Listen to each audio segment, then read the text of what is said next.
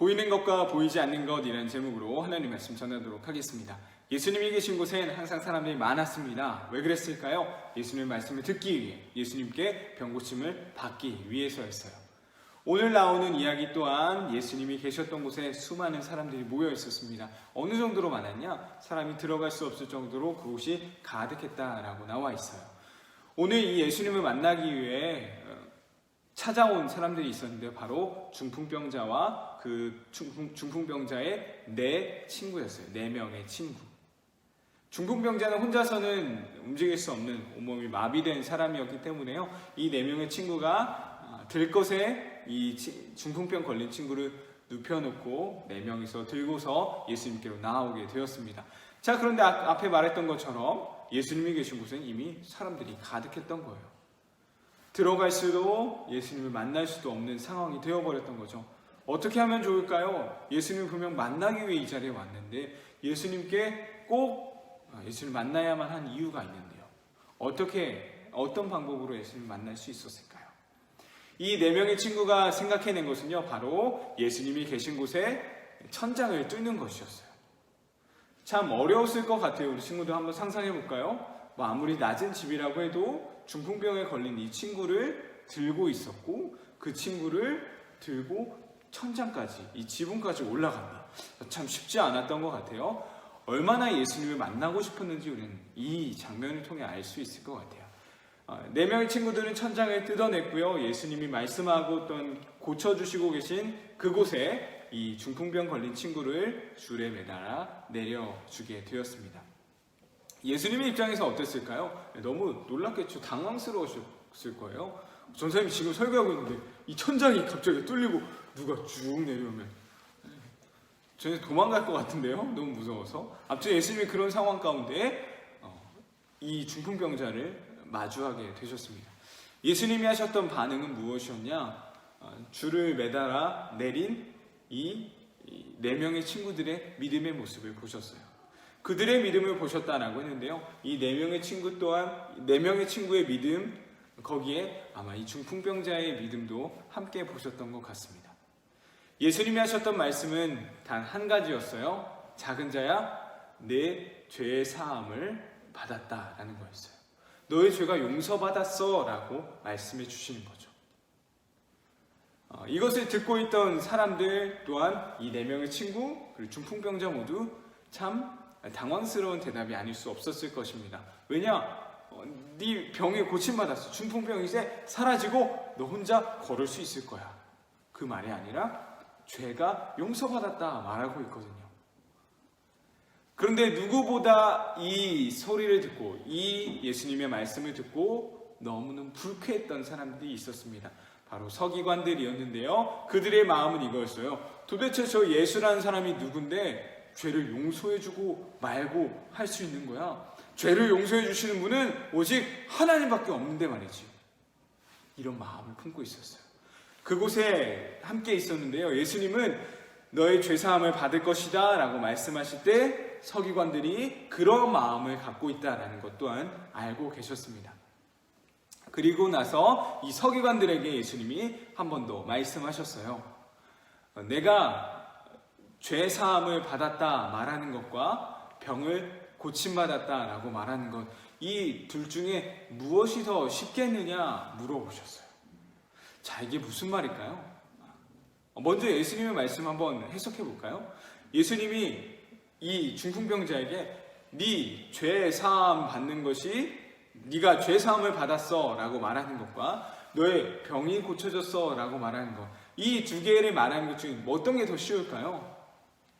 이렇게 생각하면 될 것 같아요. 네가 죄사함을 받았어. 내가 죄사함을 받았나? 어떻게 할 수 있죠? 우리가 죄사함을 받는 거는요, 우리 눈으로 보이지 않는 거예요. 그런데 네가 병고침을 받았어 라고 말하면요, 마비되어서 움직일 수 없던 사람이 벌떡 일어나야 하는 거죠. 그래서 당연히 말하는 것은 죄사함을 받았어 하는 게 더 쉬운 것이 될 것입니다. 자, 그런데 예수님이 이 두 가지를 왜 말씀해 주셨을까요? 그 이유가 오늘 성경에 나와 있습니다. 마가복음 2장 10절에 이렇게 되어 있어요.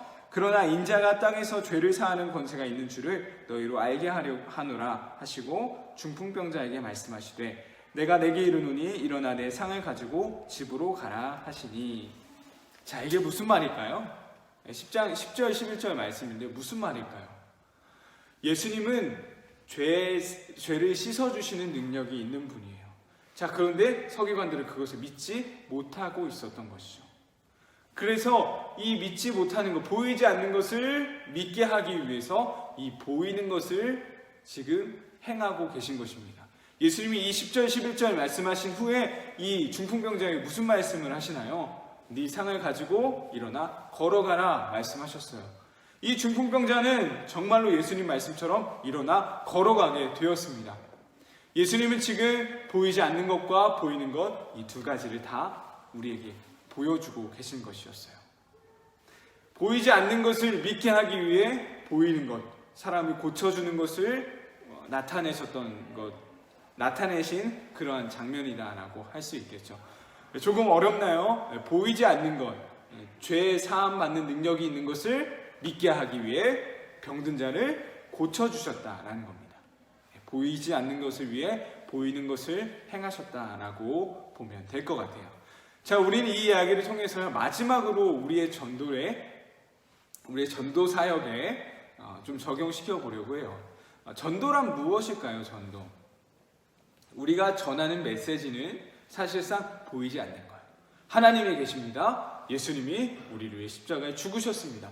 예수님 믿지 않으면 지옥에 갈 거예요. 예수님 믿는 사람은 천국에 갈 것입니다.